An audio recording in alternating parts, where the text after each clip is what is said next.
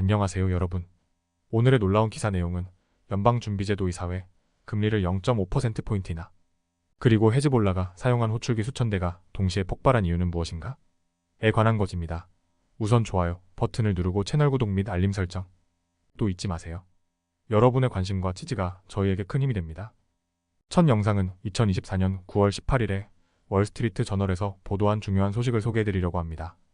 이 내용은 연방준비제도 이사회 패드가 금리를 0.5% 인하한 결정에 대한 분석인데요. 경제와 투자에 관심 있는 분들이라면 꼭 알아야 할 내용입니다. 연준이 금리를 인하하면서 어떤 배경이 있는지, 앞으로 경제에 어떤 영향을 미칠지 쉽고 자세히 설명해 드릴게요. 우선 연준이 금리를 0.5% 인하했다는 소식의 핵심입니다. 이 결정은 2020년 이후 처음으로 이뤄진 금리 인하인데요. 연준은 지난 몇 년간 인플레이션을 억제하기 위해 공격적인 금리 인상을 단행해왔습니다. 이번 결정은 그동안의 금리 인상이 경제와 고용시장에 주는 압력을 완화하고 인플레이션이 2%대로 안정화된 것을 확인하면서 나온 겁니다. 이번 금리 인하는 일반 소비자와 중소기업에 중요한 영향을 미칠 텐데요. 신용카드 부채나 가변금리 대출을 가진 사람들은 이제 이자 부담이 줄어들게 됩니다. 기업들은 새로운 자금을 빌릴 때 더 낮은 금리로 자금을 조달할 수 있어 투자와 확장이 더 쉬워질 것입니다. 특히 부동산 시장에서 모기지 금리가 낮아질 수 있어 주택 구매를 고려하는 사람들에게 좋은 소식이 될 수 있죠. 월가에서는 이미 금리 인하에 대한 기대가 있었고 실제로 다우존스 산업평균지수는 월요일에 기록적인 상승을 보였습니다. 10년 만기 국채 수익률도 하락하면서 시장은 금리 인하가 경제 전반에 긍정적인 영향을 줄 것이라는 기대감을 반영하고 있습니다. 연준은 특히 노동시장의 변화를 주의 깊게 보고 있는데요. 최근 실업률이 상승하면서 일자리 시장이 다소 냉각되고 있다는 신호가 나타났습니다. 이번 금리 인하는 이러한 변화를 반영한 조치로 노동시장이 더 급격히 악화되는 것을 막으려는 의도가 있습니다. 연준 의장 제롬 파월은 완만한 냉각이 더 깊은 동결로 변하지 않도록 주의를 기울이고 있다고 밝히기도 했습니다. 연준은 앞으로도 금리를 추가로 인하할 가능성을 열어두고 있습니다. 올해 말까지 금리를 0.25%씩 추가로 인하할 가능성이 있는 것으로 예상되며 이는 경제가 보다 안정적인 궤도에 오르기 위해 필요한 조치로 보입니다. 하지만 연준은 동시에 너무 급격한 변화를 피하려는 경향이 있어 앞으로의 경제 상황을 면밀히 관찰할 예정입니다. 오늘은 연방준비제도 이사회가 금리를 인하한 결정과 그 배경, 그리고 앞으로의 경제 전망에 대해 이야기해봤습니다. 금리 인하는 소비자, 기업, 시장 모두에게 중요한 영향을 미치는 만큼 앞으로도 연준의 정책을 주의 깊게 살펴볼 필요가 있습니다. 다음 영상은 2024년 9월 18일에 월스트리트 저널에서 보도된 중요한 사건을 소개해드리려고 합니다. 이번 사건은 레바논에서 발생한 헤즈볼라 호출기 폭발 사건으로 그 배경과 의미를 알아보겠습니다. 내용은 월스트리트 저널 기사를 바탕으로 했으며 여러분들이 쉽게 이해할 수 있도록 설명해드릴게요.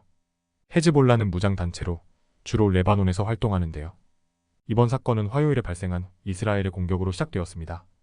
이 공격으로 헤즈볼라 대원들이 사용하던 수천 대의 호출기 페이저가 동시에 폭발하면서 많은 대원들이 다치고 12명이 사망했습니다.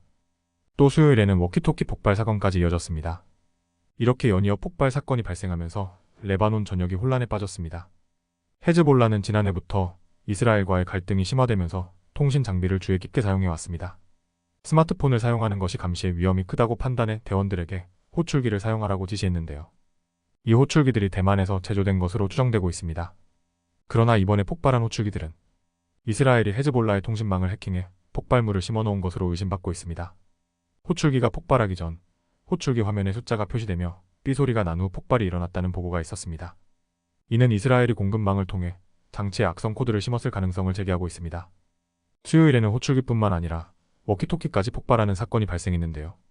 이번 폭발은 호출기 사건보다 더 강력했다고 합니다. 이 사건으로 9명이 사망하고 300명 이상이 부상을 입었습니다. 워키토키는 최근에 새로운 배터리가 장착된 것이었는데 이는 이스라엘의 또 다른 공격 시나리오로 추정되고 있습니다. 이번 사건의 배후로는 이스라엘이 지목되고 있습니다. 이스라엘은 레바논에서의 폭발 사건에 대해 공식적인 논평을 거부했지만 헤즈볼라는 이스라엘을 공격의 주체로 보고 보복을 예고했습니다. 레바논 정부도 사건에 대해 조사를 시작했으며 국제기술 전문가를 불러 통신망 점검을 요청할 가능성도 제기되었습니다. 이번 폭발 사건은 이스라엘과 헤즈볼라 간의 긴장을 더욱 고조시킬 것으로 보입니다. 특히 가자지구에서의 휴전을 성사시키려는 미국의 노력을 방해할 수 있다는 우려도 커지고 있습니다. 헤즈볼라는 이스라엘을 겨냥한 보복을 준비하고 있으며 레바논 내에서도 상황이 불안정하게 전개되고 있습니다. 오늘은 레바논에서 발생한 헤즈볼라 호출기 폭발 사건과 그 배경, 그리고 이스라엘과의 갈등에 대해 알아보았습니다. 이번 사건은 중동 지역에서의 긴장 고조와 관련이 깊으며 앞으로의 전개 상황도 계속 주목해야 할 부분입니다. 오늘은 여기까지입니다. 다음 영상에서 더 유익하고 흥미로운 내용으로 찾아뵙겠습니다. 이 영상은 투자 의견이 아닙니다. 매우 감사합니다.